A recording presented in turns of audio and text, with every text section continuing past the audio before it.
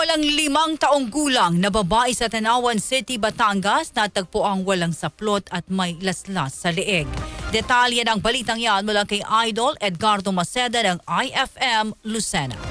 RMN Live Report! 5 taong gulang na bata babae ang nawawala noong Disyembre 16 kaya inumpisahan ng ama nitong hanapin ang anak nang hindi umuwi ng kanilang tahanan mula sa nakagawian ng bata na maglaro. Hindi na umano nila hinanap ng lumalim na ang gabi at ipinagbabukas na lamang dahil sa negatibong resulta hanggang sa matagpuan ang bangkay ng paslit kinaumagahan. Batay sa naging report ng Tanawan Copones City Police Station, nadiscover ang bata na si Alice Angel na walang saplot sa isang creek sa ng barangay Maugat, Tanawan City at kumpirmado na laslas ang leeg nito. Patuloy pa sa investigasyon ang mga pulis hinggil sa sinapit ng bata kung ito ba ay nakaranas din ng pangahalay bago patayin. Kasama mo sa RMN Calabarzon, Edward 6.3 IFM Lucena, Idol Edgardo Maceda. Tatak RMN!